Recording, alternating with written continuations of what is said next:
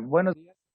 En la sesión del día de hoy vamos a hablar sobre temperatura, los conceptos que se encuentran relacionados con esta propiedad macroscópica del sistema, que es el calor, la ley cero de la termodinámica. También vamos a hablar un poco sobre los instrumentos de medición para la temperatura y también de las escalas de temperatura que usamos más comúnmente para tanto mediciones en la vida cotidiana como en la parte de investigación. Pues vamos a comenzar primero con la temperatura, ¿no? Como concepto, como idea, ¿no? ¿Qué nosotros entendemos por temperatura cuando vemos esta palabra escrita? ¿Quién de ustedes quiere opinar?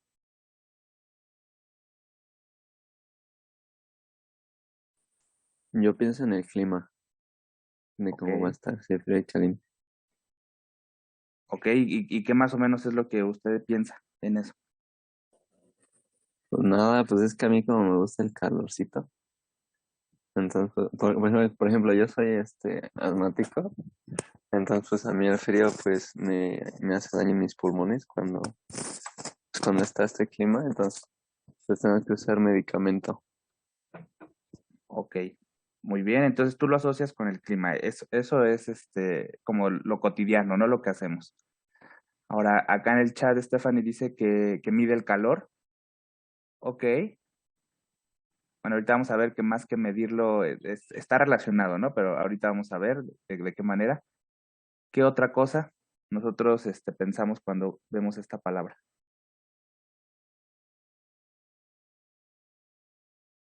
La presencia o ausencia de calor, dice Valeria. Ok, estoy de acuerdo.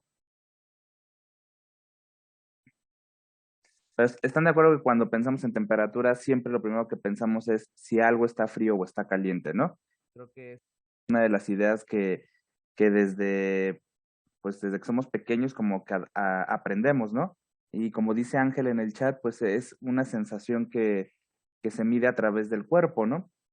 Entonces, ¿qué es frío y qué es caliente? ¿Ustedes qué entienden por eso, por frío y caliente?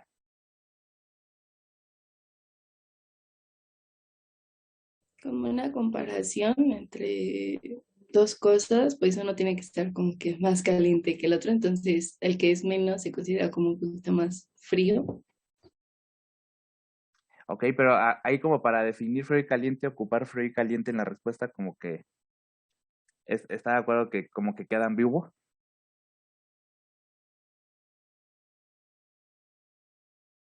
Y porque los conceptos de frío y caliente pues son relativos. Ajá, estoy de acuerdo en eso. A ver, ¿qué más nos puede decir? ¿Por qué son relativos? Porque, bueno, en el video explica que pone un ejemplo de, por ejemplo, si un termómetro marcara 40 grados, estaría caliente o frío, y pone, por ejemplo, si una taza de café estuviera a 40 grados, estaría tibia, pero si no sé, no, se me fue, pero si, por ejemplo, un sartén estuviera a esa temperatura, estaría súper frío. Ajá, ok. A ver, acá en el chat dices que puede servir para fines de comparación, ok, estoy de acuerdo. Pero sí convivo con esta idea, ¿no? De que es algo que pues va a depender de cada uno de nosotros y pues también de la situación en la que estemos hablando. Por ejemplo, ahorita los ejemplos que mencionó nuestra compañera tiene que ver con nuestra vida cotidiana, como nosotros la desarrollamos. Pero al final de la historia, ¿ustedes creen que, no sé, temperatura más alta, 80 grados Celsius, es algo caliente comparado con la temperatura del sol? No. Para nada. Para nada, están de acuerdo, ¿no? Y ahora si me voy a lo frío, ¿no? El ejemplo de frío era la taza, ¿no? A 40 Celsius, ¿no? Sí, sí, más o menos. Sí, sí, era esa la temperatura Ujú. que dijo, ¿sí, verdad? Sí, profesora, es. Ok. Ahora, si eso lo comparamos contra la temperatura del Polo Norte, ¿estará frío 40 grados Celsius? No, pues no. Pues ahí ya cambia. Ahí cambia, ¿no? Entonces, creo que toda esta situación cuando hablamos de frío y caliente tiene que ver con respecto a qué estamos hablando. siempre tiene que haber un punto de referencia para entender, ¿no? Hacia dónde queremos llevar este concepto, ¿no? Porque probablemente cuando hablamos de la temperatura corporal del ser humano, ahora que estamos viviendo, pues, pues nosotros entramos en, digamos, ya tenemos fiebre arriba de 37,5, ¿no? Alguien que tiene 40 grados Celsius, ¿ustedes lo denotarían como una temperatura fría? No. Tiene 39 de No. fiebre. Dirían que no, ¿verdad? Entonces, creo que toda esta percepción de cuándo es frío, cuándo es caliente, pues es un poco subjetivo. Es un poco también desde donde yo estoy comparando y qué momento o aplicación yo estoy teniendo como objeto de estudio. Ok, entonces ahorita, por ejemplo, hablamos, si el objeto de estudio es el cuerpo humano, 40 Celsius es una temperatura muy alta. Ahora, si estamos hablando de la temperatura en las estrellas, bueno, pues la temperatura del Sol será una temperatura alta, ¿no? Pero a lo mejor hay otros planetas que tienen temperaturas bajas con respecto a la del Sol. Entonces, toda esta situación tiene que ver con eso. Ahora, ya en nuestra vida cotidiana, que es lo que nosotros verdaderamente tenemos, pues esta situación de frío y caliente tiene que ver con nuestros sentidos. E incluso entre nosotros hay variaciones.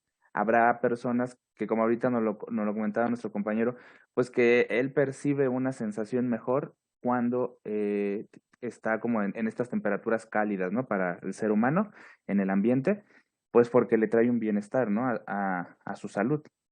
Pero al final de la historia a lo mejor siempre está el team frío, que todo el año es este problema, ¿no? Tú eres team frío o tú eres team caliente, pues que a lo mejor no les gusta, ¿no? Cuando la temperatura en el verano, aquí en la Ciudad de México estamos cerca de los 30 Celsius, pues la pasa mal. Pero se dan cuenta cómo nueva cuenta es algo que nosotros percibimos y establecemos. E incluso cuando nosotros estamos en un lugar, todos los objetos que están en ese lugar tienen la misma temperatura.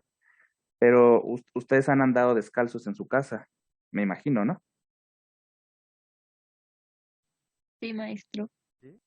Y a lo mejor tienen alguna zona donde tienen alguna alfombra o algún tapete, y hay otras zonas donde pues el piso pues no tiene ningún tipo pues, de protección, digamos, ¿no? ¿Cómo perciben eso? ¿Se siente igual si yo toco el piso sin la alfombra y me paro donde está la alfombra? ¿Se siente igual? No. No. ¿Y ustedes creen que están a diferente temperatura? Digamos, esas dos superficies. ¿Ustedes qué creen? ¿Están a la misma temperatura o están a diferente temperatura? Pues a lo mejor un poquito más cálida la alfombra, ¿no? Por Pues se eso no supone que las... es la misma, ¿no? Ay, disculpa. Ok, bueno, ya no. tenemos dos opiniones opuestas, ¿se dan cuenta? Ujú. Bueno, por ejemplo, yo estaba recordando de que, por ejemplo, cuando tocamos un metal, por lo regular se siente frío, pero yo digo por mi intuición de que deben estar a la misma temperatura y que según eso se explicaba por la conductividad térmica, ¿no? Del material y cosas así. Ajá. Y es por eso lo que tengo acá, ¿no? Entonces, todos los componentes que nosotros tenemos en nuestro hogar, básicamente, digamos, ya cuando han alcanzado, bueno, que están dentro del mismo cuarto, ¿no? Vamos a ponerlo así. Están dentro del mismo cuarto, pues en algún punto, pues todos los objetos que están ahí tienen la misma temperatura. Y a lo mejor en nuestra casa es difícil de visualizarlo porque puede haber variaciones en el día y en la noche. Pero voy a poner el siguiente ejemplo. En el refrigerador, ustedes dentro del refrigerador colocan una caja y a lo mejor eso lo pueden hacer, la caja de la pizza, ¿no? Y por otro lado, colocan alguna cacerola o alguna olla que pues es metálica. Ok, las dejan ahí dentro y a lo mejor eso lo pueden hacer después de la clase. La dejan ahí dentro un par de horas, ¿no? Para que al final de la historia todo lo que es el refrigerador pues tenga la misma temperatura.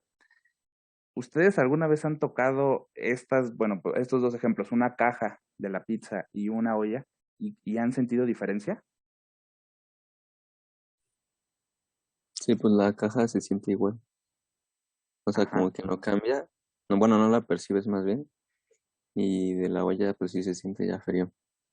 Ok, entonces, allí, ¿cómo explicaríamos que estos dos objetos pues tienen diferente temperatura si están dentro del refrigerador, que pues básicamente lo que el refrigerador hace es preservar una temperatura constante dentro para que los alimentos no se echen a perder.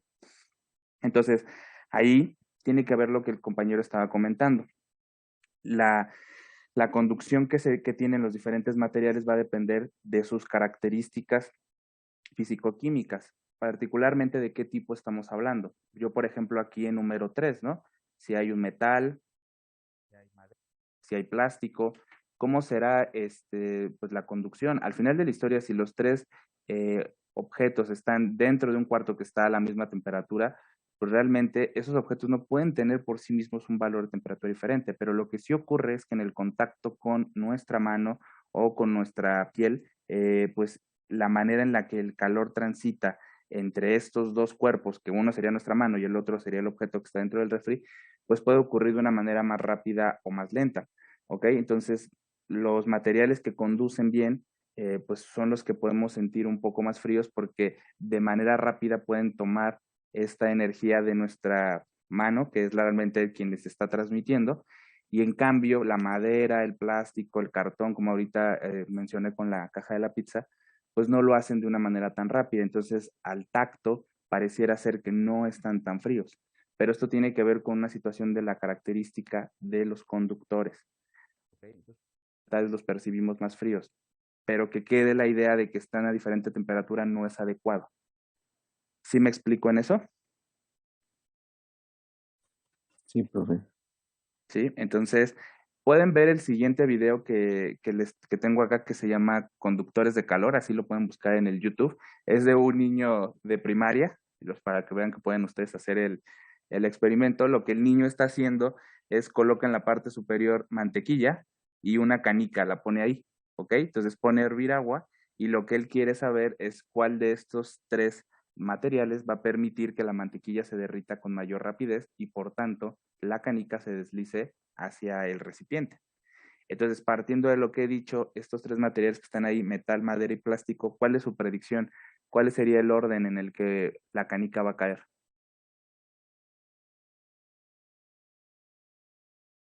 Primero el metal. Primero el metal, luego Luego el El plástico plástico y ya luego la madera. el plástico y luego la madera. ¿Ok?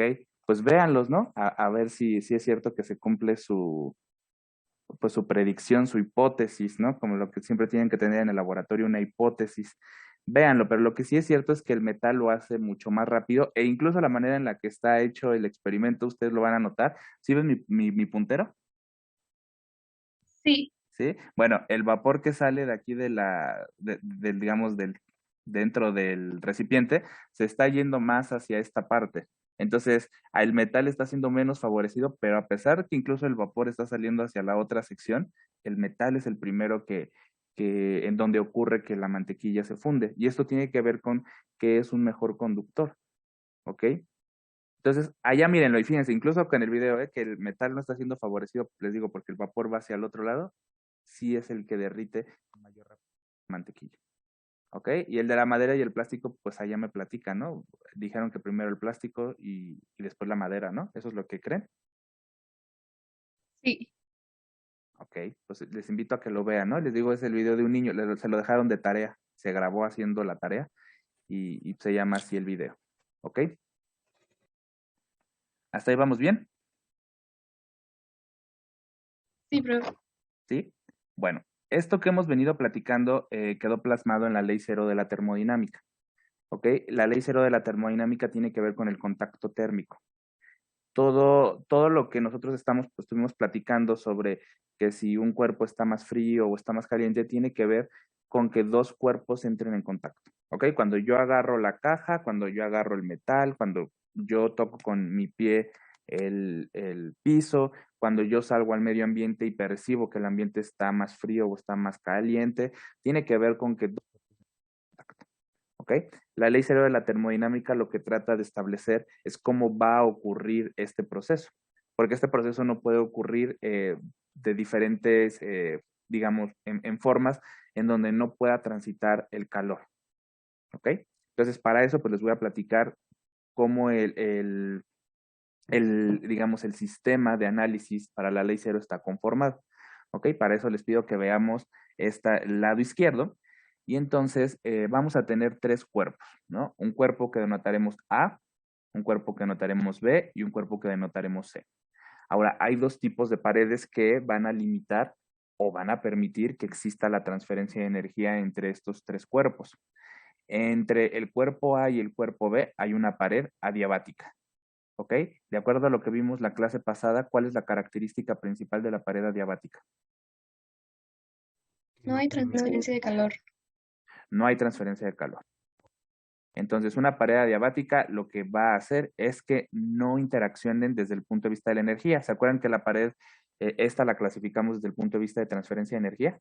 ¿Sí se acuerdan de eso? Sí. ¿Sí? Ok. Ahora, por su parte, tanto el cuerpo A como el cuerpo con el cuerpo C, como el cuerpo B con el cuerpo C, se encuentran relacionados o se encuentran separados por una pared que vamos a denominar como diatérmica. En contraparte a la pared adiabática, esta pared que sí permite La transferencia de calor, la interacción térmica. la interacción térmica, ¿ok? Ahí puede haber transferencia de energía, ¿ok? Ahora fíjense, los tres cuerpos que están allí tienen diferente color.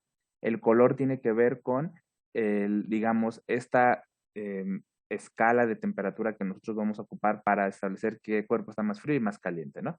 Entonces, así como están colocados, el cuerpo azul es el que tiene la menor, entonces aquí lo voy a poner, ¿no? El menor valor de temperatura es el cuerpo azul y el que tiene el mayor valor de la temperatura es el cuerpo rojo, que es el B, ¿ok? Y el C tiene algo intermedio, ¿ok? ¿Hasta ahí vamos bien? Entonces, este es el que tiene la menor temperatura, el que tiene la mayor y este es el que tiene la intermedia. ¿Estamos de acuerdo en eso? Sí. Ok.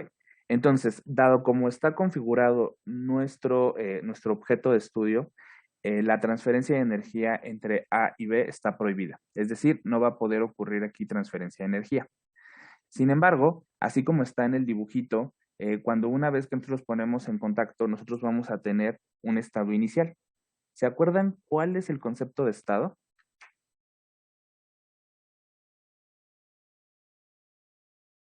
Eran las propiedades, ¿no? Como la temperatura, la densidad.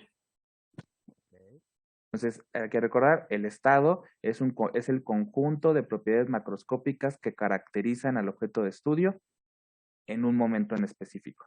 Dado que aquí sería al inicio de nuestro experimento, pues sería el estado inicial.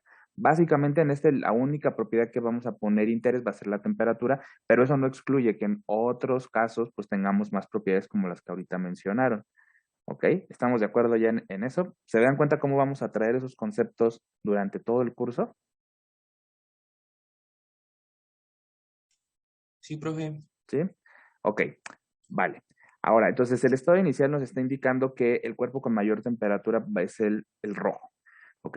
La primera condición para que pueda ocurrir la transferencia de energía es que el cuerpo con mayor energía sea el que la ceda. Es decir, nunca va a ser posible que un cuerpo con menor temperatura pueda ceder energía a otro cuerpo. ¿Ok? Desde este punto de vista, el cuerpo que tiene la mayor energía para poder transferir, pues es el rojo. Entonces, el rojo podría transferirlo hacia el cuerpo A si es que en el medio hubiese una pared diatérmica. Dado que no la hay, entonces no puede ir hacia acá la transferencia de energía hacia A. Pero, dado que hacia C sí puede ir porque hay una pared diatérmica de por medio, entonces la transferencia de energía va a tomar esta dirección, del cuerpo B hacia el cuerpo C. ¿Ok? El cuerpo B también podría tener pérdida de energía hacia los alrededores. ¿Ok? Aquí lo que me faltó comentar fue que todo este conjunto se encuentra delimitado por una pared adiabática que lo separa del resto del universo termodinámico. ¿Ok? Entonces me faltó aquí mencionar eso. Por eso es que no vamos a considerar que B tuviese la capacidad también de perder energía hacia los alrededores, porque aquí debe de haber una pared adiabática que rodea y excluye a todos de los alrededores. ¿Ok? Entonces la única manera en la que puede ocurrir la transferencia de energía va a ser desde este cuerpo B al cuerpo C. Ahora, dado que el cuerpo C por sí mismo tiene un valor de temperatura más alto que el del cuerpo A, entonces la transferencia de energía en este caso va a ir del cuerpo C hacia el cuerpo A, ¿vale? No podríamos aquí nosotros marcar que hubiese una transferencia de energía del cuerpo C hacia el cuerpo B, dado la cuestión que estamos hablando de la temperatura, ¿ok? Que tiene un valor menor el cuerpo C que el cuerpo B. Sí me explico cómo nosotros hemos trazado el camino que se va a tener para la transferencia de energía. ¿Es claro esto? Que va de B a C y luego de C a A. Sí, profe. Sí, profe. ¿Sí? Ok. Bueno, fíjense cómo nosotros hemos trazado un camino, o dicho de otra manera, una trayectoria. ¿El calor qué tipo de función es?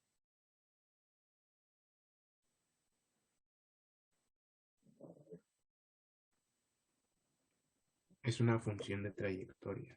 Es una función de trayectoria. ¿Qué quiere decir? Que es determinante la manera y el camino que se lleva para poderse llevar a cabo el proceso de estudio. ¿Ok? Entonces, fíjense cómo lo que nosotros tenemos aquí fue la trayectoria que va a recorrer. Dijimos que no podría haber una trayectoria de C a B, tampoco podría haber una trayectoria de A a C, pero sí podría haber esta que está trazada aquí.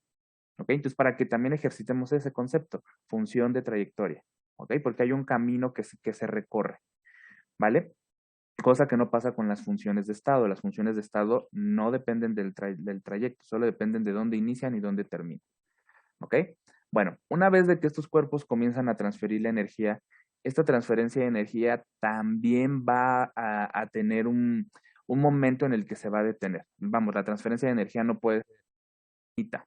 ¿Ok? Tiene que haber un punto en el que termine. ¿Cuándo va a terminar esta transferencia de energía? Bueno, va a terminar cuando hayamos alcanzado un estado final y entonces por estado vamos a entender el conjunto de propiedades que van a caracterizar a este momento, en donde básicamente la transferencia de energía se va a terminar cuando todos los cuerpos que están aquí en contacto, A, B y C, pues tengan el mismo valor en esa propiedad. ¿Ok? La propiedad de estudio que nosotros estamos teniendo ahorita, pues es la temperatura. Entonces, la condición para que se detenga este proceso es que todos los cuerpos involucrados a través de la pared diatérmica alcancen esa misma propiedad. Cuando esa misma propiedad se ha alcanzado, es decir, la temperatura en todos los cuerpos es la misma, se dice que se ha alcanzado un equilibrio térmico. ¿Ok? Entonces, al igual cuando ustedes en física 1 veían que existía equilibrio de fuerzas, desde el punto de vista de la temperatura, también hay un momento en el que se alcanza el equilibrio. En este caso, el equilibrio se denota como térmico porque está asociada a esta propiedad macroscópica que es la temperatura. ¿Ok? Y entonces fíjense cómo ya en este dibujo los tres cuerpos han alcanzado el mismo valor y entonces pues los hemos puesto en un mismo color para denotar que tienen una misma propiedad. ¿Ok? ¿Sí queda claro ahí esto?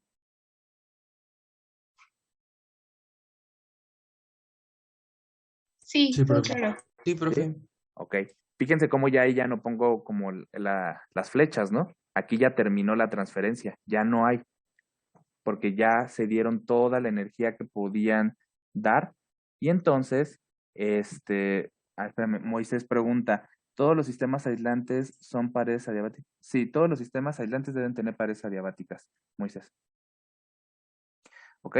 Entonces, desde ese punto de vista, la ley cero dice lo siguiente. Fíjense cómo a pesar de que el cuerpo A y el cuerpo B no estaban en contacto térmico directo, alcanzaron el mismo valor en temperatura. Pero esto fue debido al cuerpo C, ¿no? Que los mantenía en contacto indirecto.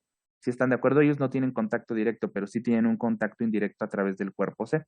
Entonces, el postulado de la ley cero, si ustedes lo buscan, dice lo siguiente. Si dos cuerpos se encuentran en equilibrio térmico entre sí, con un tercero, entonces todos estarán en equilibrio térmico entre sí. O sea, ¿qué quiere decir? Si A y C están en equilibrio térmico y B y C están en equilibrio térmico, entonces A y B también estarán en equilibrio térmico. ¿No? Como lo que nos enseñaron en álgebra, ¿se acuerdan?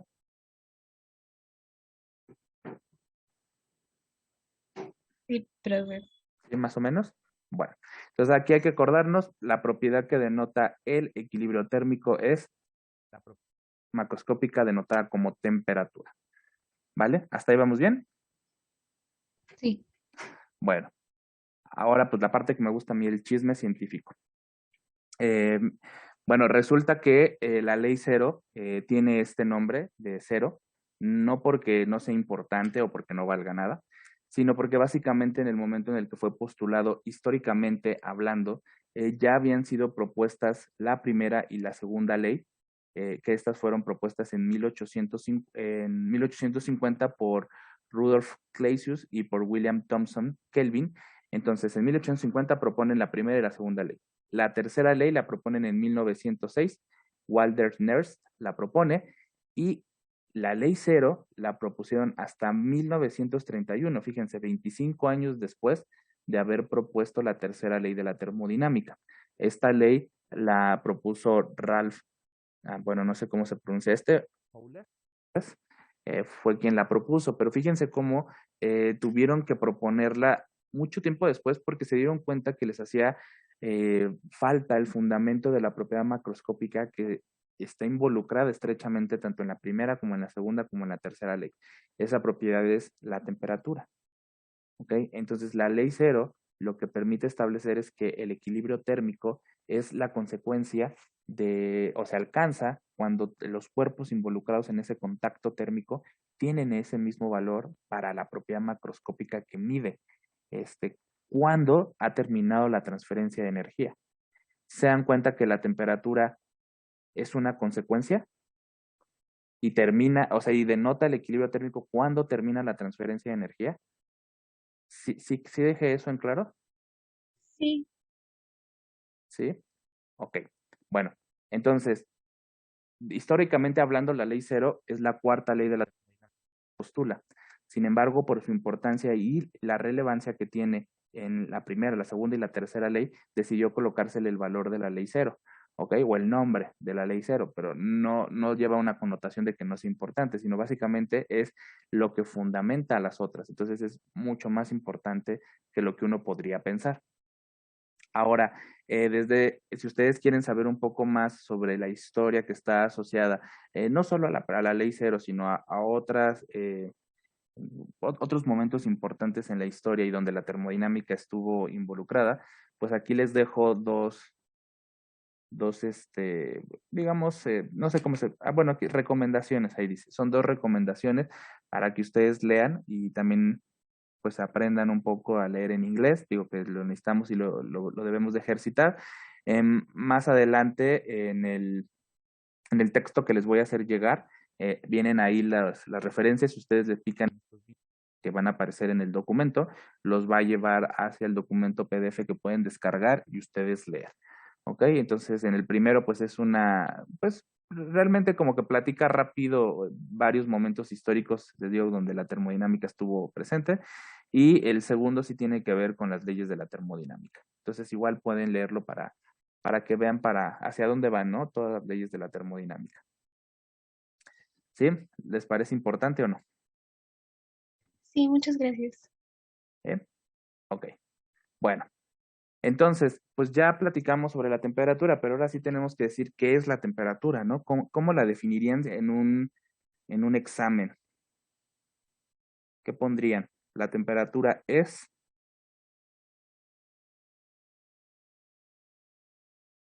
Es aquella que define si dos cuerpos están en equilibrio térmico. ¿de acuerdo? Ok, así comenzaría. ¿Se bien? Ahora, con lo que hemos aprendido desde el Y primer también, semestre y de la perdón, ahorita. No, sí, dígame. es una propiedad intensiva De de los acuerdo. cuerpos. Ok, propiedad intensiva, muy bien. ¿Qué más?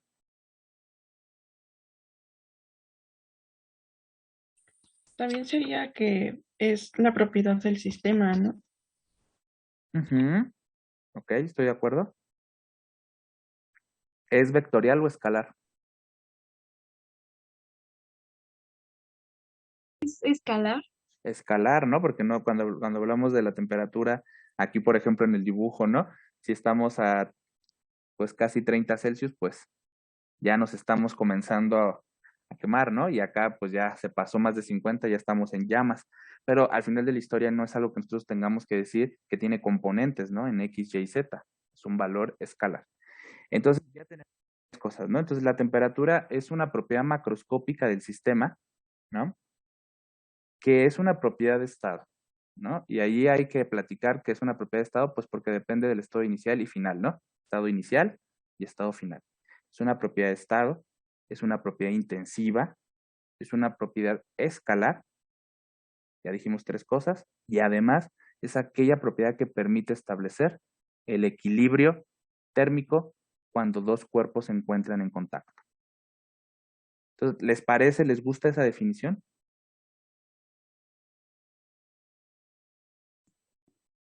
Sí. Sí. ¿Sí? Ok, pues para que la tengamos presente, ¿no? Y ahí fíjense cómo ya combinamos cosas que aprendimos el semestre pasado y cosas que nosotros estamos, pues ahorita platicando, ¿no? Entonces, muy importante, ¿no? Siempre establecer, ¿no? De qué tipo es la propiedad, ¿no? Ahora, bueno, acá realmente no explicación de propiedad molar o específica, pero si fuera el caso, también habría que agregarla, ¿no? Es una propiedad específica, es una propiedad molar, además de esto, ¿no? Si es intensiva, vectorial, escalar, todas esas cuestiones, siempre hay que traerlas, ¿no? Con nosotros, porque pues eso es lo que nos han estado enseñando, ¿no? Bueno, entonces ya nosotros la dijimos, a ver acá que está escrito, pues miren, acá tiene varias de las cosas que dijimos, ¿no? Es una propiedad de estado, es intensiva, es escalar. Bueno, también estoy de acuerdo. Fundamental de la termodinámica, bueno, desde el punto de vista de que es la ley cero, ¿no? De donde proviene, pues sí es fundamental. Y bueno, y más adelante vamos a ver, es cierto lo que dice aquí. La temperatura se encuentra estrechamente relacionada con estas 2 leyes de la termodinámica. La primera y la segunda, también con la tercera, ¿eh? Digo, creo que ahí faltó un poco, tal vez también poner la tercera ley, ¿no? Específicamente hablando, cuando nosotros vayamos al modelo del gas ideal, a veces nosotros ponemos, ¿no? Que la temperatura es una medida de la energía cinética de las partículas del gas, ¿no?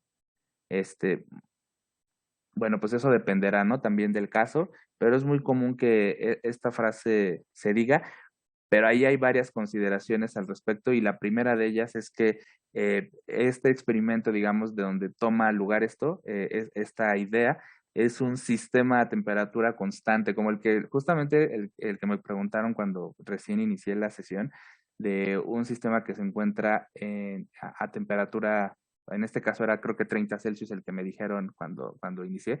Entonces, cuando eso ocurre, la temperatura del sistema puede ser tomada como una medición de la energía cinética de las partículas del gas. O sea, en ese caso sí. ¿Ok? Pero bueno, es muy común esa idea, ¿no? Pero creo que hay como que enfatizar un poco esas condiciones. ¿Vale? Y de la energía cinética, eso sí, ustedes lo ubican, ¿no? De su clase de física. ¿Sí entienden a qué me refiero? Sí. ¿Sí? Ok. Bueno. Ahora vamos a platicar un poco sobre el otro concepto que quedó allí pendiente en el tema de lenguaje termodinámico que tiene que ver con el calor. ¿Ok? Entonces, para platicar del calor, déjenme ponerles acá este dibujito y vamos a hablar sobre las situaciones, ¿no? que pasan para que la transferencia de calor pueda ocurrir. Ahora, primero vamos a distinguir entre temperatura y calor, ¿no? La temperatura, como dijimos, es una propiedad que tiene el sistema y dado que es una propiedad de estado, está en el estado inicial o en el estado final, ¿ok? Para esto, el ejemplo que viene en el documento que les voy a mandar es este que tiene que ver con la lluvia y que me parece muy entendible desde el punto de vista de la analogía que se puede hacer con la temperatura y con el calor. Si nosotros visualizamos a una nube que se encuentra cargada con agua, ¿no? Y que la vamos a denotar como un sistema en el estado inicial, donde las propiedades son 1, tal vez incluso aquí. A ver, déjenme ponerle también 1 a esta temperatura, ¿no? Entonces, bueno, no, ya entendí por qué le pusimos esto. Que la temperatura del sistema, perdón, en este caso, es más alta que una temperatura T, ¿ok? Entonces, esta tiene una temperatura mayor que una temperatura T. Ahora, es el estado inicial porque tiene un valor de U1. ¿Se acuerdan cómo se denota a U? ¿Cómo se llama U?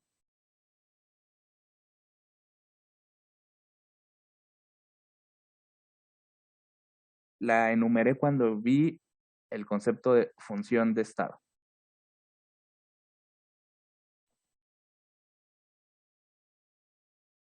¿Es el estado inicial? El 1 sí, pero la U.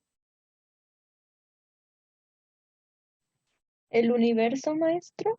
No. Incluso hasta se la La energía repetía a interna. la energía interna. Se la repetía a alguien que en ese momento me dijo, ¿me los puede repetir los nombres? Ok, energía interna. Ok, entonces el sistema en este punto tiene una energía interna 1, dado que es el estado inicial. Y entonces, ¿qué sucede cuando llueve? Bueno, pues el agua que se encuentra aquí en las nubes, ¿qué proceso ocurre? ¿Cómo le llaman ustedes? Cuando empieza a caer el agua.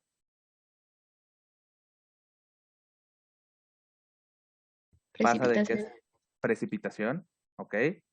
Entonces, bueno, y también como le dicen de otra forma también. No solo precipitación. Bueno, precipitación como que más en el clima, ¿no? Pero cuando le dicen del clima. Desde el punto de vista de cambio de estado de agregación, ¿qué dicen ahí? Se está precipitando. Ayuda. Pues se está condensando, ¿no? Se está condensando. Muy bien, ok, condensando. Esa es la palabra, ¿no? Que nosotros ocupamos para establecer un cambio de estado de agregación. ¿Ok? El agua se condensa y entonces cae, ¿no? Hacia el suelo, hacia la superficie de la tierra.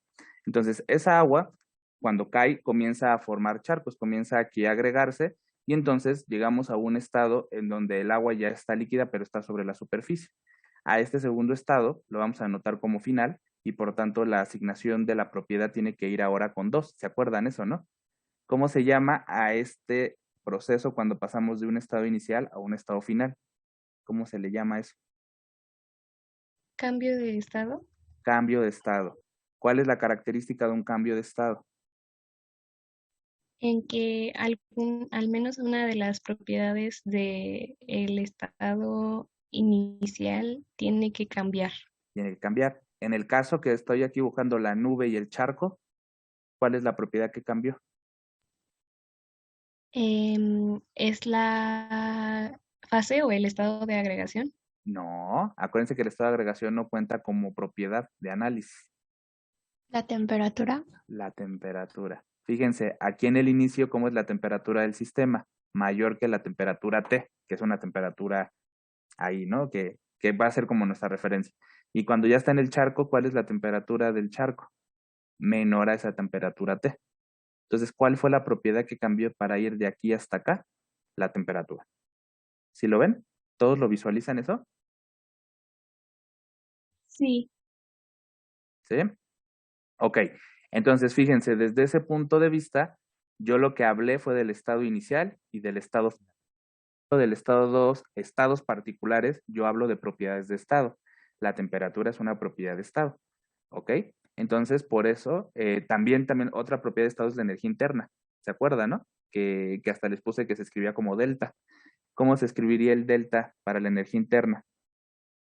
A ver, ¿quién se acuerda de lo que dijimos la clase pasada? ¿Cómo se escriben los deltas? U2 menos U1. Ajá. ¿Ok? Entonces, siempre cuando hablemos nosotros de energía interna, vamos a hablar de un delta. La energía interna en el estado final menos la energía interna en el estado inicial. Pero fíjense, a lo que voy es que cuando hablamos de temperatura y energía interna, hablamos de los estados. Puntualmente, con dónde inicia, dónde termina. Esa es la característica de las funciones de estado. No dependen de la trayectoria. Ahora vamos a ver la contraparte. ¿Quién sí depende de la trayectoria? El calor. El calor es una función de trayectoria. Entonces, el calor es una propiedad que ocurre digamos, en la transición de ese estado inicial y a ese estado final. Entonces, la diferencia entre temperatura y calor es que la temperatura es la propiedad que denota la característica de cada estado, inicial o final, y el calor es esa propiedad que va del estado inicial al estado final. Dicho de otra manera, también el calor no se puede acumular en los cuerpos. El calor es una función que solo se puede, es una propiedad o una cantidad de energía que solo se puede transferir. Desde este punto de vista, ¿de dónde a dónde se está transfiriendo? De la nube al charco. ¿quién sería en la analogía del calor?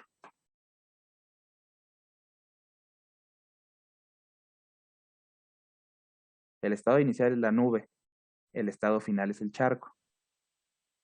¿Quién sería en la analogía del calor esa función de La lluvia. la lluvia, las gotas por sí mismas? ¿Ok? Desde el punto de vista del charco, ¿son gotas? No. No. Desde el punto de vista de la nube, ¿son gotas? No. Sí. ¿La nube son gotas? No, son pues gotas de agua evaporadas, ¿no? No, porque está Pero no pueden ser condensada, gotas, ¿no? ¿están de acuerdo? Ajá. ¿Sí se dan cuenta? Entonces, fíjense, el calor y la temperatura es eso. Mucho de nosotros confundimos, o tal vez en nuestra vida cotidiana, nosotros solemos confundir al calor y a la temperatura, porque son conceptos que están estrechamente relacionados, pero pues, en concepto no son lo mismo. Fíjense, al igual que la lluvia, en la nube no son gotas, en el charco tampoco son gotas. Pero para que pueda transitar esta agua en estado que está acá en la nube, aquí al charco, tiene que pasar por esta forma de gotas, que es lo que nosotros denotamos como lluvia. ¿Sí están de acuerdo? Sí. Entonces, ¿el calor qué es? El calor es la consecuencia que haya habido un cambio en la temperatura. ¿Se dan cuenta?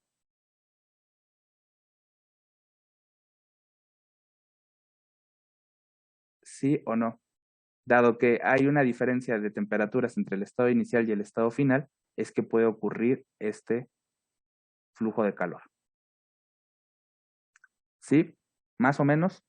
¿Les gustó la analogía? Ahora cuando piensen en temperatura y en calor, ¿podrán distinguir la propiedad de estado de la propiedad de trayectoria? Sí, profe. ¿Sí? Ok. Sí. Y entonces, nosotros podemos definir al calor como está escrito aquí. ¿Ok? El calor es una energía en tránsito. ¿Ok? Por eso es que nosotros la denotamos como una función de trayectoria, porque está en tránsito. No está ni en la nube, pero tampoco está en el charco. Pero sí es lo necesario para que pueda ocurrir este proceso y pasemos de ese estado inicial, que es la nube, y lleguemos a ese estado final, que es el charco. ¿Ok? También lo que les dije, el calor no se acumula, es decir, ustedes nunca van a calcular el calor que está acumulado, ustedes lo que determinan es el calor que se transfiere, es decir, el calor que pasa de un cuerpo a otro cuerpo a través de la pared que los está separando. ¿Sí estamos de acuerdo en eso?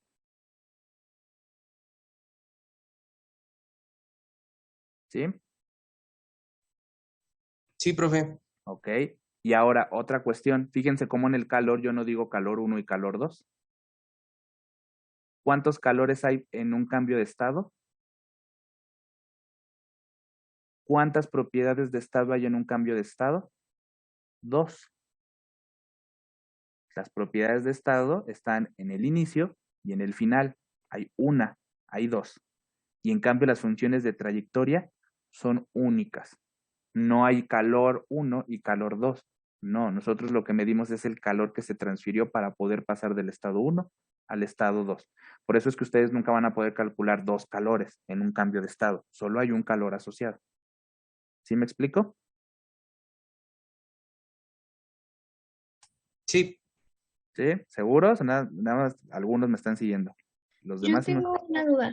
Dígame. Cuando estábamos viendo la ley cero de la termodinámica y estábamos viendo el modelo de los tres sistemas, ahí habían varios calores, ¿no? Pero no sé, a lo mejor me estoy confundiendo.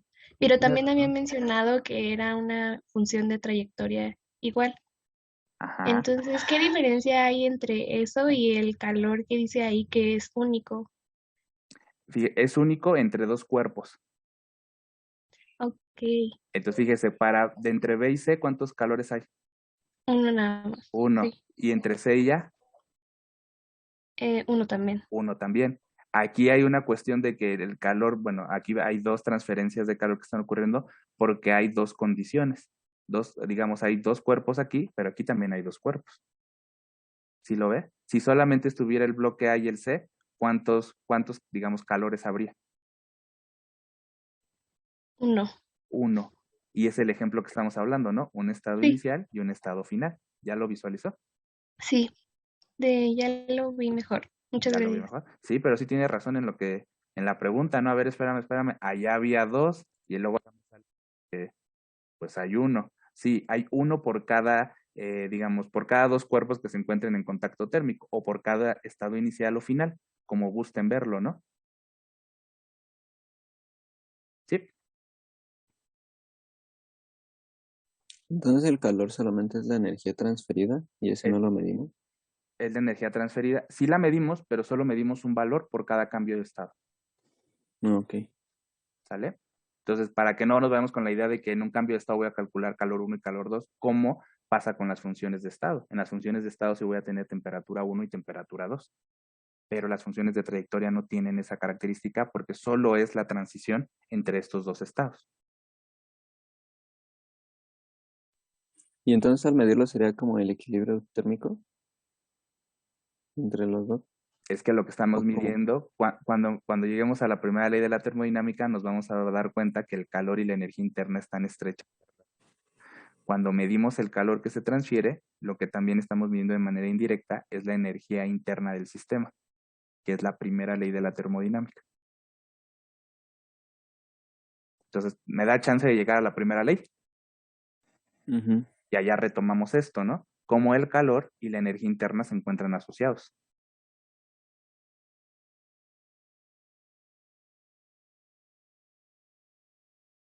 Bueno, porque para que el calor fluya tiene que venir de algún lado esa energía.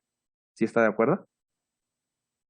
Sí, ¿Y de dónde va a venir esa energía? pues la energía interna. De la energía interna. Y por así como su nombre lo dice, esa energía interna ¿de quién va a ser? Pues del Pues, cuerpo, ¿no? O ujú. del estado que estemos hablando. ¿Se da cuenta cómo están relacionados? Sí, Ok, pero pues le digo, deme chance de llegar a la primera ley. Digo, ahorita todos estos conceptos los tenemos como que visualizar, pero pues los vamos a entender paulatinamente, ¿no? Como vayamos avanzando en el curso. ¿Sí? sí, profe. Perfecto. Ahora, lo que platicábamos, ¿no? El calor siempre va a ocurrir del cuerpo de mayor temperatura al de menor. Siempre, ese siempre va a ser el sentido en el que va a ocurrir. ¿Ok? Ahora, como vimos en la ley cero, cuando se va a alcanzar el equilibrio térmico, esa transferencia de energía va a terminar. Aquí dice concluye. Concluye la transferencia de energía. ¿Ok? En este caso, pues calor, ¿no? La transferencia de calor.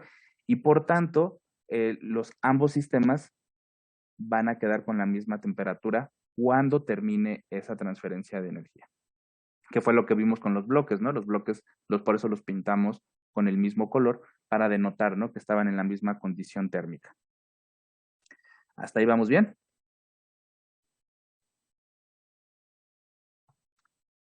Y finalmente, lo que dice acá, lo que decía, ¿no? En función de estado. ¿Ok? Y aquí hay que recordar concepto de función de estado que ya lo platicamos, ¿no? Pero es diferente al calor, que es una función de trayectoria. Ah, y aquí está lo que yo estaba platicando. No se acumula. El calor no es algo que se acumula, es algo que se transfiere. ¿Sí? Ah, miren, esto que está casi muy importante. El calor solo fluye a través de la frontera del sistema. Por frontera también, cuando oigan frontera, se refiere a la pared. ¿Ok? Otra forma en la que, fíjense, aquí, ahorita que estoy leyendo esto, frontera también se refiere a pared. Entonces, el calor solo fluye a través de la pared del sistema durante un cambio de estado. Que eso es lo que vimos en los bloquecitos, ¿no? Cuando en los bloques comienza a fluir el calor, lo está haciendo a través de la pared diatérmica. A través de la pared adiabática no puede hacerlo. ¿Ok? Entonces, muy importante esto que está escrito ahí. Tal vez con eso, tal vez ya se redondea un poco mejor lo que fui platicando, ya tocando estos puntos. Sí, profe, todo bien. Ok, muy bien. Ahora, entonces ya vimos calor.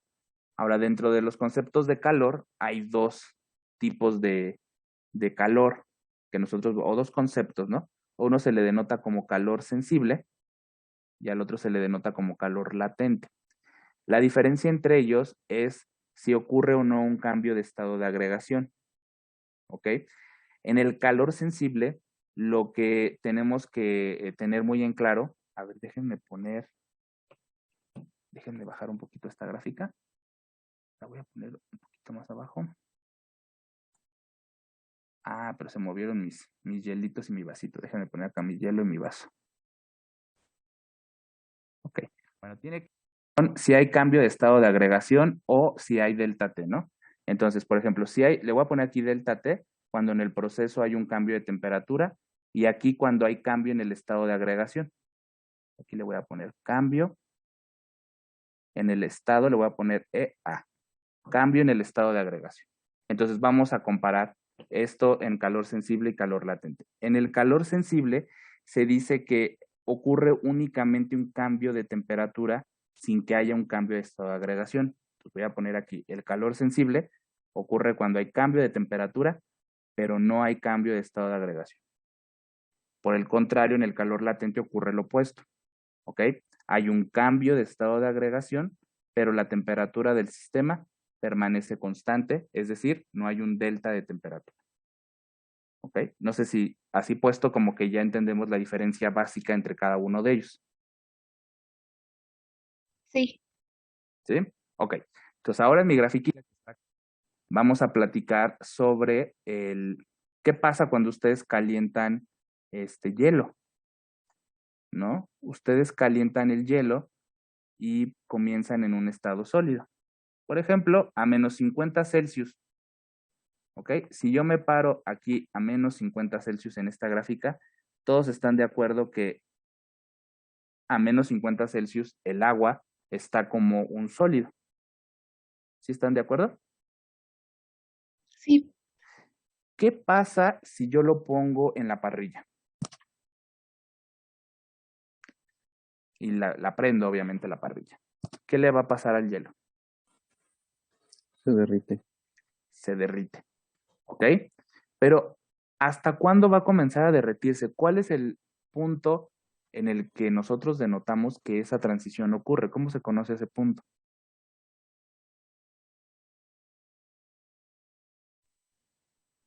¿El punto de fusión? El punto de fusión. ¿Ok?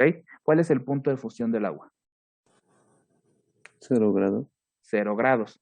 Entonces, fíjense cómo si el sistema comienza, déjenme ponerlo otra vez en otro color, porque rojo ahí hay. A ver, si yo comienzo en menos 50 y lo caliento, ¿inmediatamente se va a derretir? No, va a empezar apenas.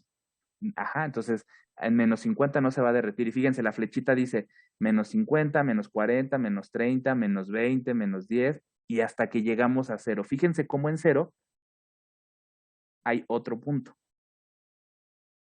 ¿Ok? Esta trayectoria que está marcada aquí con la flechita, el sistema está conformado por el sólido, por líquido, por vapor, combinación de ambos. ¿Ustedes qué opinan? Es nada más el sólido. Nada más. Ok, entonces aquí le voy a poner 1 a la etapa y en esta etapa solo hay agua en estado sólido. ¿Ok? Pero ¿qué pasa cuando yo ya alcanzo 0 grados Celsius y yo no apago la parrilla? ¿Qué le va a pasar al cubito de hielo? ¿Cómo va a comenzar a fundirse? Va a comenzar a fundirse, ¿ok? Fíjense cómo en esta segunda etapa hay una línea horizontal. Dice que a 0 Celsius el sistema sigue ganando energía porque la parrilla está encendida y va a llegar hasta este tercer punto. ¿Ok? En esta etapa número 2, el sistema está conformado por agua sólida, por agua líquida. ¿Ustedes qué opinan? Líquida. ¿Líquida nada más? Sólido, líquido. Sólido y líquido, ¿están de acuerdo? En esa línea horizontal, lo que está ocurriendo es la transición de agua en estado sólido a agua en estado líquido. Y ustedes lo ven eso, ¿no? O sea, cuando se está fundiendo hay una porción en sólido y hay una porción en líquido. Es bien característico que los cambios de estado de agregación se lleven a cabo a temperatura constante. En los diagramas de temperatura y calor, que son los que vamos a ver más adelante en el curso, cuando ustedes noten una línea horizontal, lo que está ocurriendo es un cambio de estado de agregación. Y la característica más importante de esos cambios de estado de agregación es que la temperatura del sistema permanece constante. ¿Ok? Fíjense cómo entre cada punto, cuando yo voy del primer punto al segundo punto, ¿qué ocurrió? ¿Cómo lo denotarían? Una pendiente.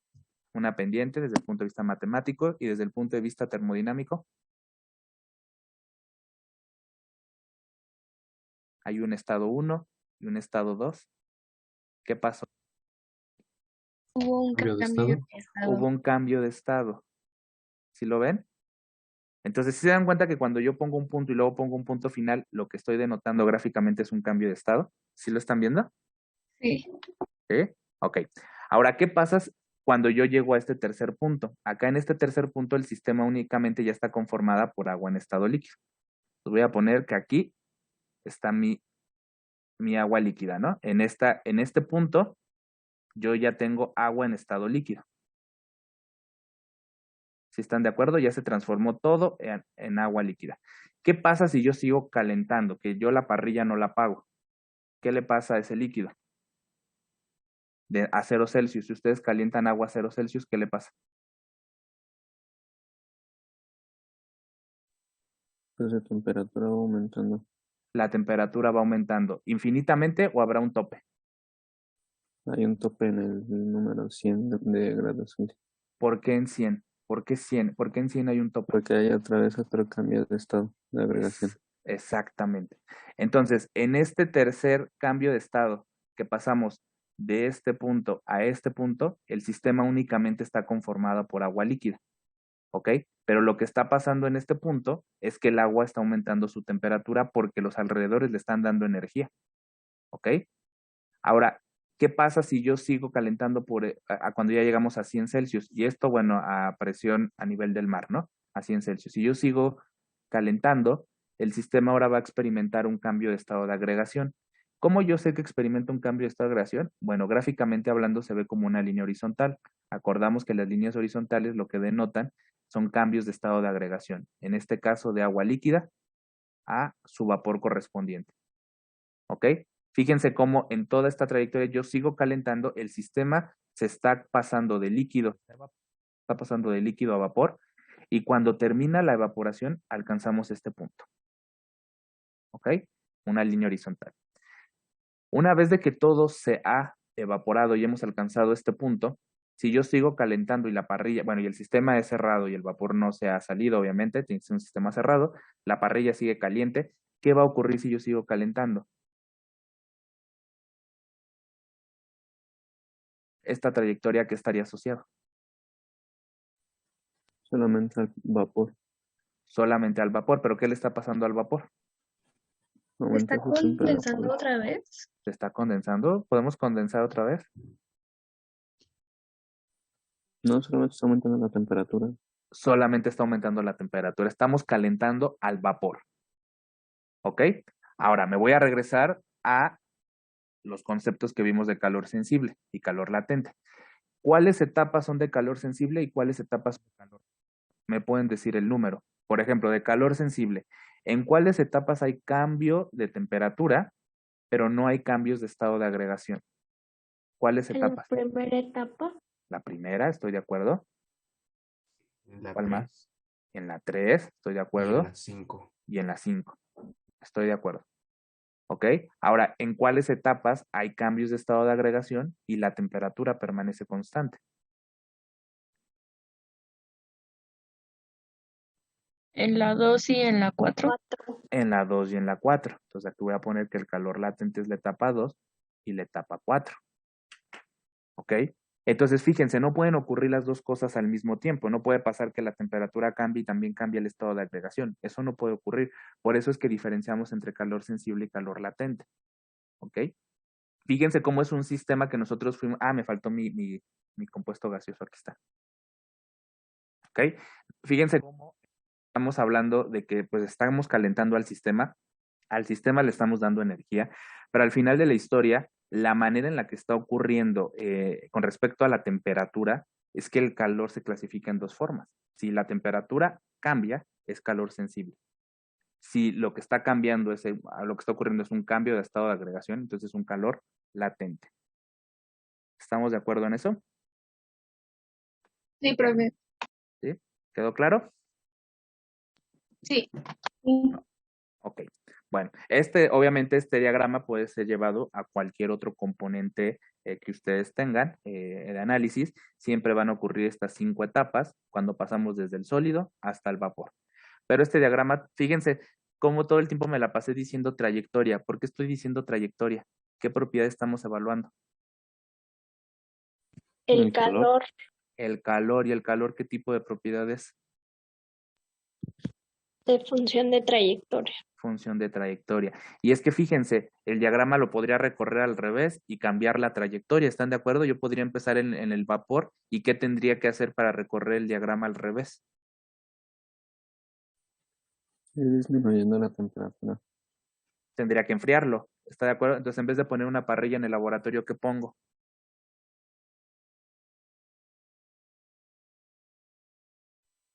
Entonces, un refrigerador. Ándele, bueno, un refrigerante, por ejemplo. ¿Está de acuerdo? ¿Sí? ¿Todos lo entendieron eso? Si yo cambio y parto de vapor y quiero llegar hasta el sólido, la trayectoria es opuesta. ¿Y pues por qué la trayectoria es la que se afecta? Porque estamos evaluando una función de trayectoria. Todo toma sentido, ¿no? Ahora, ¿sí lo ven? Sí, profe. Ok. Bueno, ahora, nosotros estamos hablando de una propiedad que nosotros vamos a medir, ¿no? La temperatura es una propiedad de nuestro interés y por lo tanto en el laboratorio nosotros la vamos a medir.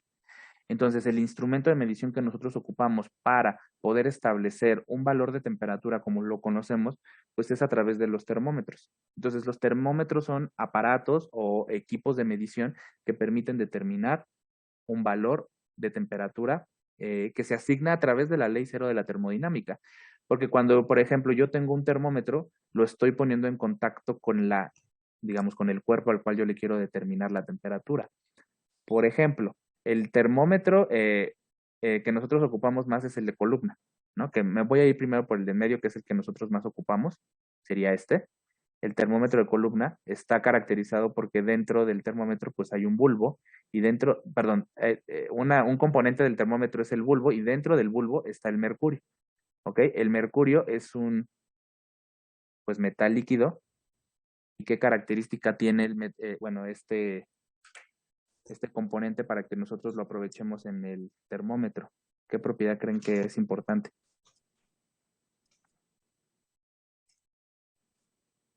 ¿Por qué sube y por qué baja o por qué baja el Por la dilatación del líquido que está dentro. En este caso sería el mercurio o el alcohol.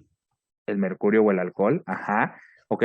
Entonces, una de las propiedades que nosotros necesitamos en los termómetros, pues es eso, ¿no? Que esté líquido y que además pueda dilatarse o contraerse y que pueda subir y bajar en la columna para que nosotros podamos tener una medición. Por ejemplo, pues en este caso aquí está, ¿no? Ahí está la medición que nosotros haríamos. Y fíjense cómo entonces nosotros estamos haciendo una medición de temperatura cuando este termómetro lo sumergimos, ¿no? Por ejemplo, si yo quiero medir la temperatura del agua, la sumerjo en el líquido, ¿están de acuerdo? ¿Y qué comienza a ocurrir cuando yo sumerjo el termómetro en el líquido? Se empieza a contraer. También se puede expandir, ¿no? Si está muy caliente, pero ¿qué fenómeno Bueno, empieza a sí. ocurrir?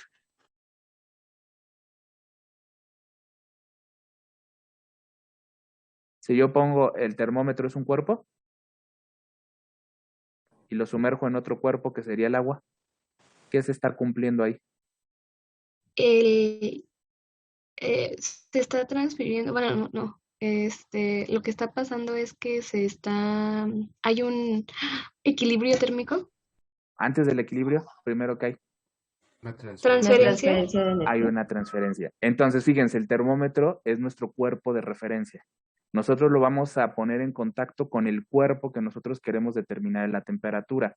Normalmente en el laboratorio nosotros queremos determinar la temperatura al agua, o si es un termómetro que está diseñado para el cuerpo humano, pues lo ponemos en contacto con nuestra piel. Al termómetro se los ponen cuando están enfermos, ¿o no? Profe, ¿qué dijo? Es que como que se le trabó el audio. Ah, perdón. El termómetro es un cuerpo que nosotros vamos a poner en contacto con otro cuerpo del cual queremos saber su valor de temperatura. Eso quiere decir que nuestro termómetro es nuestro cuerpo de referencia. En el laboratorio, este cuerpo de referencia, el termómetro de columna, lo vamos a poner dentro del líquido que nosotros queremos medir la temperatura, o si fuera en el cuerpo humano, se lo ponen debajo de la axila. ¿Sí están de acuerdo? Sí. En ambos casos lo que está ocurriendo es lo propuesto por la ley cero de la termodinámica. Dos cuerpos en contacto térmico comenzarán a tener una transferencia de energía del cuerpo de mayor al de menor y alcanzarán un equilibrio térmico cuando ambos cuerpos tengan el mismo valor de temperatura. Acabo de recitarles la ley cero, ¿están de acuerdo? Entonces, ¿cuándo yo debo de hacer la medición en mi termómetro? Porque como bien dijeron, se va a expandir o se va a contraer, pero cuando se detiene esa altura que ha recorrido en el termómetro el mercurio o el alcohol, en ese momento es cuando tenemos que hacer la medición. Pero ¿por qué? ¿Por qué tenemos que esperar hasta ese momento? ¿Qué estaría ocurriendo en ese momento cuando se detiene ese cambio en la altura? ¿Qué está pasando termodinámicamente hablando cuando se detiene? ¿Ya habría un equilibrio Alcanza la térmico misma entre los temperatura. cuerpos? Alcanza el equilibrio. Alcanzamos el equilibrio térmico entre el cuerpo de referencia, que es el termómetro, el instrumento de medición, y el otro cuerpo al cual le queremos determinar su valor de temperatura. Entonces, fíjense cómo todos los termómetros que nosotros vamos a tener, pues van a funcionar a través de lo propuesto por la ley cero. Por eso la ley cero es tan importante, porque denota el equilibrio térmico entre dos cuerpos. Y el termómetro, al ser un instrumento de medición, es ¿ok? Que va a decirnos cuál es la temperatura que tiene el otro cuerpo del cual no sabemos su valor. ¿Entienden ahora el funcionamiento del termómetro? ¿Lo tenían claro?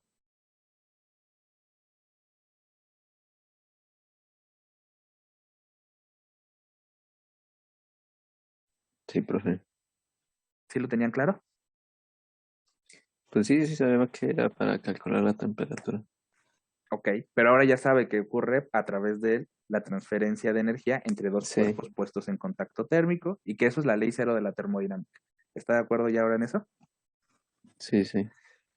Bueno, existen varios tipos de termómetro. El que nosotros ocupamos con mayor frecuencia va a ser el de columna en el laboratorio, pero el primer termómetro que nosotros podemos como poner en la historia es el propuesto por Galileo. De hecho, este tipo de termómetro que tienen acá, si ustedes van a los centros comerciales, incluso los venden, y pues lo que tienes en el contacto térmico. Este termómetro, que se llama termómetro de Galileo, tiene paredes diatérmicas. Entonces, lo que hace, está en contacto con el medio ambiente, con el aire. Entonces, las esferitas que tiene dentro tienen diferentes densidades. Estas se van a acomodar dependiendo de la temperatura que el agua pues vaya cambiando con respecto al ambiente. Entonces, si el ambiente va cambiando de frío a una mayor temperatura, estas bolitas cambian su posición. No sé si los han visto estos. No. Yo nunca No, la yo no. vi. No, yo no. ¿No? Bueno, los invito a que vayan bueno, el donde sé donde los venden, por ejemplo, en Perisur, enfrente de la entrada de Liverpool. Ahí hay una tienda que está a un lado está el Sanborns y luego está una cosa de helados y luego un restaurante ahí como de parrillas donde comes ahí como que te cocinan sobre la mesa.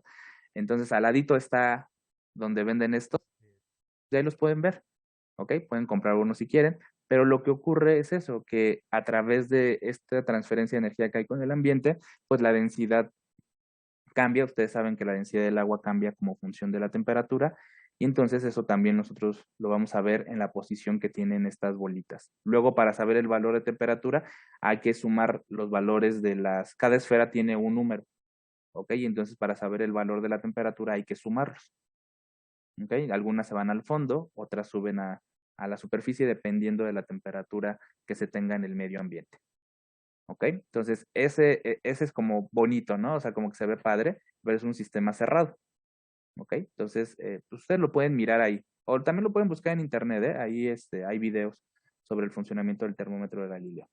Ahora, otro que nosotros ocupamos muchísimo, pues son estos termómetros de resistencia. De hecho, en el laboratorio de física, es probable que los ocupen en su modo presencial. Otro que nosotros ocupamos mucho es el termopar, ¿ok? En ambos casos, pues estos termómetros no funcionan a través de lo mismo que el termómetro de columna, donde allá aprovechamos que el líquido puede dilatarse o contraerse. En este caso, pues es otro tipo de funcionamiento. Por ejemplo, en el termopar, ahí dice que son transductores, ¿ok? Y pues, su composición es a través de dos metales que producen, digamos, un diferente voltaje, y la verdad es que desde ese punto de vista pues, son bien prácticos porque ustedes el termopar realmente solo lo introducen donde quieren medir, inmediatamente les da una señal digital, ¿no? Que se trae, o sea, digamos, hace la conversión desde el voltaje y luego ya da la señal digamos, en la pantalla y ya te dice el valor de la temperatura, como también aquí se ve en el termómetro de resistencia. Aquí también está. Si ustedes se fijan, este metal ustedes lo van a introducir dentro pues el otro cuerpo del cual le quieren determinar su temperatura y entonces les va a decir el valor. Pero sí el funcionamiento no es el mismo que el de columna, o sea, ya no podemos hablar que el mercurio se está dilatando porque pues no es su funcionamiento. ¿Ok? Este les pienso que en física lo van a ocupar y este de acá en los laboratorios de termos sí tenemos para algunas prácticas sí hay. Aunque en otros sí se ocupan también el de bulbo, van a ocupar estos dos. Y bueno, este último de infrarrojo, pues lo han ocupado últimamente, ¿no? Seguro todos en su casa tienen uno. Sí, y igual cuando vas a una tienda y así pues te miden la temperatura, ¿no? Pues por lo del COVID, con eso. Ujú. Y que realmente este termómetro está bastante bien porque lo que hoy en día queremos evitar es el contacto. O sea, lo que queremos evitar es el contacto térmico entre nosotros, ¿no? Que no estemos cerca, que no estemos tocando las más superficies. Y este termómetro de infrarrojo, este láser, digamos, sí, pues este rayo, lo que permite es determinar la temperatura en el punto de incidencia, ¿no? Entonces, donde apunta, te dice la temperatura que tiene. La desventaja que tienen estos termómetros de infrarrojo, pues es el intervalo en el cual pueden trabajar. Por ejemplo, los termómetros de columna, puede haber termómetros desde menos 50 grados hasta 250 Celsius, que es un intervalo bien amplio de 300 grados. En cambio, estos termómetros de infrarrojo, pues entre más baratos son, el intervalo de trabajo es menor. Como están diseñados para la temperatura corporal y la temperatura corporal del ser humano no varía más de, pues, ¿qué les gusta? 10 grados. O sea, y yo digo, ya 30 grados, alguien que tenga entre 30 grados, pues ya está muy, muy grave y alguien que tenga 40, pues también, ¿no? Entonces, es un intervalo muy corto. Si ustedes quieren un termómetro infrarrojo que tenga un intervalo más amplio, va aumentando su valor, pero los que nosotros tenemos caseros que ocupamos para esta situación del COVID, tienen un intervalo corto. No sé si lo han apuntado hacia la mesa, hacia la pared, ¿qué les marca en la pantalla?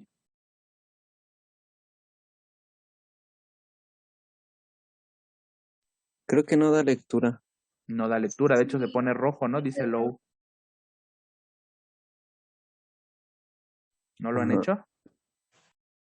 Bueno, los invito a que ahorita agarren el termómetro que tienen ahí en la casa y apúntenlo a cualquier zona inerte donde no haya vida y no les va a marcar un valor de temperatura. Pero si ustedes lo apuntan hacia cualquier parte de su cuerpo, pues va a dar una lectura, ¿ok? Pero esto tiene que ver por el intervalo tan corto y estrecho, ¿no? Que tienen estos termómetros. Entonces, por eso para fines de investigación, pues no los ocupamos.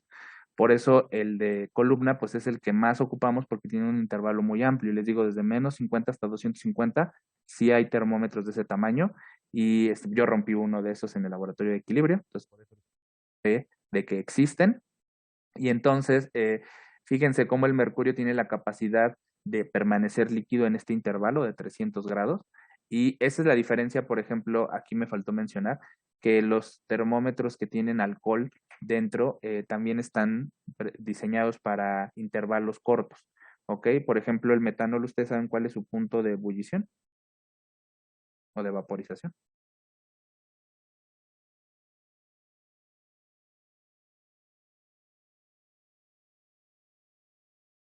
como unos 20 grados Celsius. No, más. Ahora sí la Wikipedia. ¿Qué dice? Sí, pues, ¿no? 78.37. Ajá, ok. Entonces, pero con respecto al agua es más bajo, ¿no? El punto. ¿Están de acuerdo? ¿Y qué pasa si se evaporara completamente el líquido que está dentro? ¿Qué característica tiene un gas? ¿Tiene un volumen definido un gas? No, solamente, bueno, se expande dependiendo el volumen en el que esté. Ok, entonces se expande y ocupa todo el volumen que lo contiene. En cambio, los líquidos no pasa eso, ¿no? Los líquidos ocupan un volumen propio. ¿Están de acuerdo? Y entonces, ¿qué pasa si yo quiero ocupar un termómetro de alcohol para medir la temperatura de ebullición del agua? ¿Voy a tener una medición en la columna? Yo voy a ver una marca, voy a ver algo dentro. ¿Qué va a pasar con el alcohol que está dentro del termómetro? Se va a evaporar. Se va a evaporar y si va a ocupar todo el volumen del termómetro, ¿me va a dar No, una marca? no vamos a tener la marca exacta. Exactamente. ¿Y qué te pasaría por el otro lado si se solidifica? Si yo quisiera medir por debajo de su punto de fusión. Pues lo mismo, ¿no? Lo mismo. ¿Vamos a tener una marca? Sí, pero a lo mejor no es la que nosotros buscamos. Ajá, como bien dijo, sí, pero va a ser una marca que va a quedar fija porque es el volumen que va a ocupar ese sólido. ¿Ok? Los sólidos no se dilatan y en cambio los gases pues ocupan todo el volumen. Entonces los líquidos son este estado de agregación intermedio en donde nos podemos aprovechar nosotros que puede expandirse o contraerse y cambiar su posición en la columna. Y entonces dependiendo de su posición en la columna nosotros podemos hacer una lectura. Entonces, los termómetros de columna que tienen alcohol también están establecidos para su uso médico. Es decir, que en el intervalo donde la temperatura se está midiendo, que es la corporal, nunca va a poder ni estar en estado sólido ni estar en estado gaseoso. Siempre va a permanecer como un líquido y va a permitir que haya variaciones en la altura que alcanza ese líquido porque se contrae o se expande dependiendo del otro cuerpo que tenga, digamos. ¿Ok? ¿Queda claro eso? Sí. ¿Sí? Bueno, y ya otros termómetros que ustedes van a ocupar ya cuando estén un poco más, a lo mejor cuando hagan la tesis, son los termómetros de gas y los termómetros que bueno, que aquí sí los pusieron como bimetálicos, ¿no? Entonces, pues los invito a que si ustedes tienen ganas de conocer más sobre las características de estos termómetros, lo hagan. Realmente en los que nos vamos a enfocar en el curso, ahorita nosotros, es en el termómetro de columna, ¿ok? Que es el que nosotros ocupamos con mayor frecuencia en el laboratorio. Ahora, estos termómetros pues tienen la característica de pues indicar un valor de temperatura. Pero para nosotros saber ese valor de temperatura tenemos que referirnos a algo que se conoce como escalas de temperatura. Las escalas de temperatura es la manera en la que nosotros podemos determinar un valor numérico que se le asigna a esa condición térmica, ¿no? Desgraciadamente, pues existen varias escalas de temperatura. Existen dos grandes grupos, ¿ok? Hay escalas que se les conoce como relativas. Esas escalas relativas son las que ocupamos en la vida cotidiana y son las escalas Fahrenheit y Celsius, ¿ok? Estas son escalas, aquí le voy a poner relativas. Y por otro lado, existen escalas absolutas, que son la escala Kelvin y la escala Rankine. La diferencia entre una escala relativa y una escala absoluta es que en la escala relativa podemos tener valores positivos, pero también podemos tener valores negativos. En cambio, en las escalas absolutas, solo hay valores positivos. ¿Ok? Entonces, el punto mínimo de las escalas absolutas es el cero absoluto. ¿Ok? De ahí viene, pues, esa atribución. Kelvin es cero, ese valor, y en la escala Rankine también. Entonces, algo que comparten las escalas absolutas es que tienen el mismo valor mínimo. Ese valor mínimo es cero. En cambio, en las escalas relativas, como en Fahrenheit y en Celsius, el cero no es el valor mínimo que podríamos tener. Nosotros, si nos referimos a 0 Celsius, no es el valor mínimo que podríamos tener en la Tierra. Podemos tener valores por debajo de Celsius. ¿ok? Desde el punto de vista de esta aplicación, las escalas que nosotros ocupamos a nivel de investigación son las escalas absolutas. ¿Por qué? Porque cuando nos metemos ya en las ecuaciones de estado, ocupar valores de temperatura negativo podría traer como consecuencia calcular valores negativos para propiedades que no tienen valores negativos. Bien, por ejemplo, vamos a recordar la ecuación del gas ideal, ¿no? La ecuación del gas ideal es PV es igual a nRT, ¿ok? ¿Qué pasa si yo despejo al volumen de aquí? Y le pongo PT sobre P, ¿no? Ahí está bien despejada. ¿Están de acuerdo conmigo? Sí. ¿Sí? ¿Qué pasa si yo digo que la temperatura vale menos 40 Celsius? ¿El volumen qué signo tendría? Negativo. Negativo. Vamos a analizarlo. ¿Por qué? ¿La cantidad de sustancia puede ser negativa en algún momento de la vida? No. No. La constante universal de los gases tiene un valor único y es positivo. Es 0.082 litro atmósfera mol Kelvin. Es positivo también. ¿Existen las presiones negativas? No. No. Entonces, si yo asigno un valor de temperatura negativo, lo que yo estaría obteniendo es un volumen negativo. Entonces, mi resultado sería menos algún número. Si ustedes entregan un valor de volumen negativo, físicamente hablando, ¿tiene una representación? No. No. Ok. Esta es la razón principal por la cual las temperaturas en escalas relativas no deben ser utilizadas para nuestra labor científica. ¿Ok? Las escalas relativas deben ser utilizadas para cuestiones cotidianas, como nosotros denotamos el clima, la temperatura corporal, así nos comunicamos, ¿no? Como en nuestra vida día a día, ¿no? Pero en nuestra vida científica es preferible nosotros referirnos a escalas absolutas, Kelvin o Rankine. Tenemos dos opciones, Rankine y Fahrenheit. Aquí hay que recordar que son escalas que pertenecen al sistema inglés, mientras que Celsius y Kelvin pues están involucradas con el sistema internacional, aunque propiamente hablando, la escala del sistema internacional es Kelvin, ¿ok? Entonces, la escala que yo debo de ocupar siempre en termodinámica es Kelvin. Entonces, se los pido por favor, aunque ustedes en el laboratorio hagan mediciones en la escala Celsius, porque nuestros instrumentos de medición están calibrados para este valor de temperatura en Celsius. Es importante que nosotros siempre vayamos a utilizar el valor de Kelvin. ¿Ok? Más o menos tiene, ya como que tiene lógica ahora por qué tenemos como dos rubros de escalas. ¿Sí? Sí. Bueno, ahora, pues el chisme científico, ¿no? ¿De dónde provienen las escalas? Aquí en el documento que les mandé dice que pues el primero que inventó una escala o que la propuso fue Galileo. Sin embargo, en la historia, si ustedes buscan, el primero que propuso una escala de temperatura fue Newton, ¿ok? Newton, él propuso la temperatura del agua, exactamente las mismas condiciones que ocupó Celsius acá abajo, las voy a poner aquí, que está 0 Celsius y el punto de ebullición del agua, o sea, él ocupó el punto de fusión y el punto de ebullición del agua, Newton también los propuso, pero Newton le puso al punto de fusión del agua le puso 0 y al punto de ebullición le puso 33. ¿Qué le puso? 33. ¿Qué referencia tiene con respecto a la vida o lo que Newton creía o pensaba ese número 33? ¿Alguien lo sabe? De la edad de Cristo, tal vez. Es la edad de Cristo. ¿Y él a qué pertenecía, digamos, a qué comunidad, no quiero decir, no sé, logia pertenecía?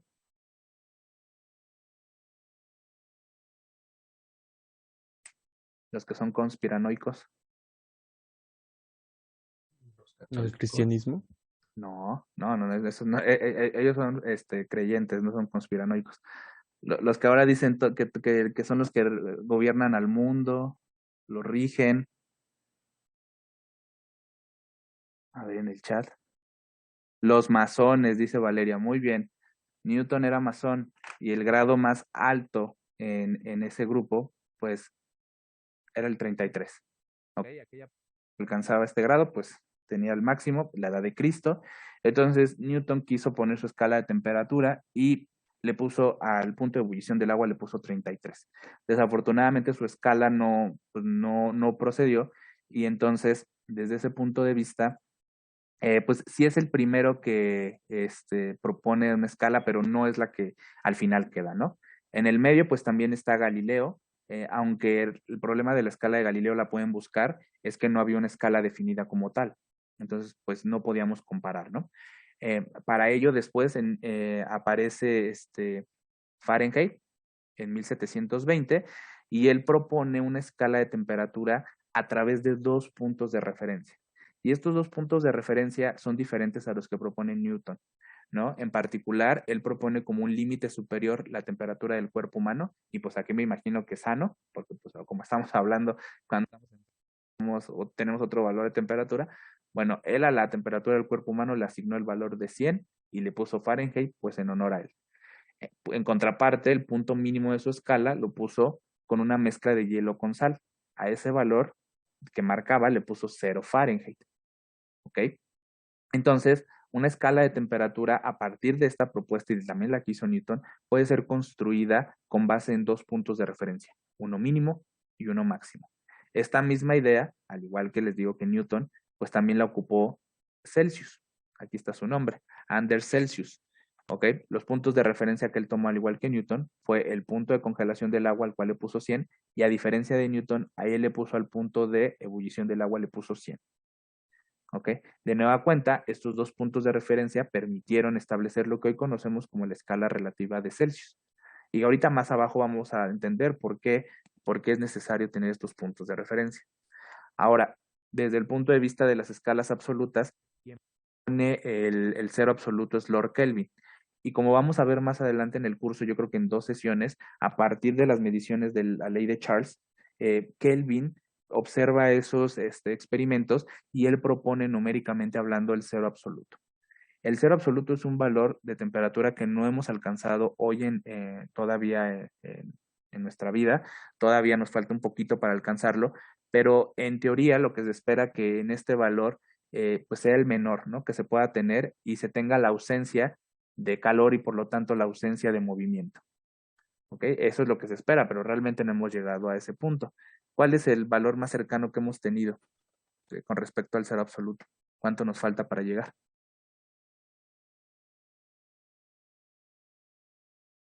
Aquí es ausencia de calor. ¿Cuánto nos falta? En la escala Celsius ese valor es menos 273.15 y en la escala Fahrenheit es menos 460. Teóricamente. ¿Cuánto nos falta para alcanzarlo? Con toda la tecnología que hoy tenemos.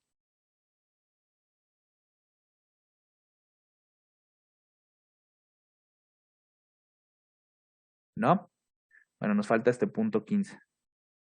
¿Ok? Entonces, sí hemos llegado a menos 273, pero no hemos llegado a menos 273.15 ni con toda la tecnología que tenemos. ¿Eso qué quiere decir?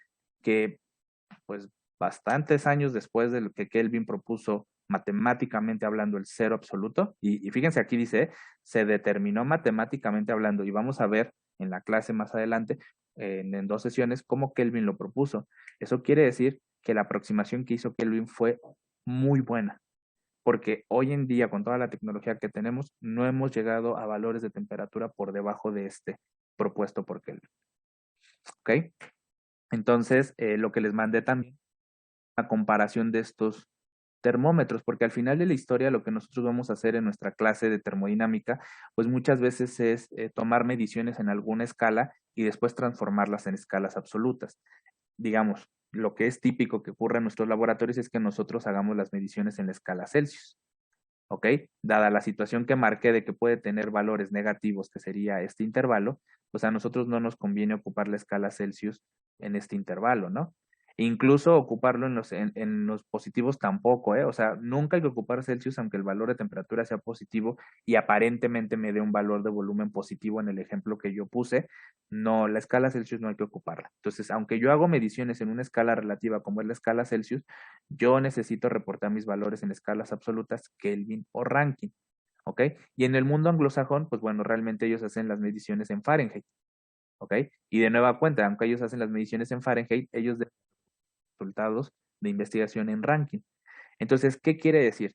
tenemos una problemática, ¿no? Porque nuestros instrumentos de medición están dados en escalas relativas, pero nuestro valor de temperatura tiene que estar asociado a una escala absoluta.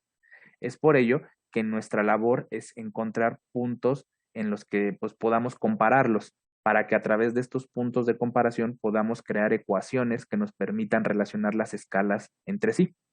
¿Ok? Estas escalas se relacionan a través de ecuaciones. Esas ecuaciones ustedes las conocen, de hecho las llaman fórmulas. Por ejemplo, para pasar de Celsius a Kelvin, ¿qué hacen? No sé. Se le Se suma restan 3.15, ¿no? O algo así. La temperatura que tienes en Celsius más 273. Ok, entonces la escala en Kelvin, yo la voy a calcular como el valor que yo medí en Celsius más 203.15. Y esto ustedes lo llaman erróneamente una fórmula. Y es erróneamente una fórmula porque realmente cuando nosotros relacionamos escalas de temperatura, lo que hacemos es relacionar los dos puntos de referencia que les he marcado, un punto mínimo y un punto máximo, que es en lo que se basa la propuesta de una escala de temperatura. Esos dos puntos, cuando comparamos dos escalas de temperatura, lo que arrojan es una línea recta. ¿Ok? Esto que ustedes llaman como fórmula, realmente es la ecuación de una línea recta. Por tanto, cuando ustedes se refieran a esto, por lo menos en la clase de termodinámica, para que el profesor presente no se entripe, tienen que ocupar la palabra ecuación, porque no solo es una manera en la que transformamos una escala a otra en valor, sino también es la representación de la ecuación de una línea recta, que lleva como forma, pues y es igual a mx más b. Y ahorita en el ejemplo vamos a ver cómo esto se representa para diferentes escalas. ¿Ok? Entonces, hasta aquí voy a terminar este video y vamos a resolver un problema. Pon en práctica lo aprendido en esta clase. Nos vemos en la próxima.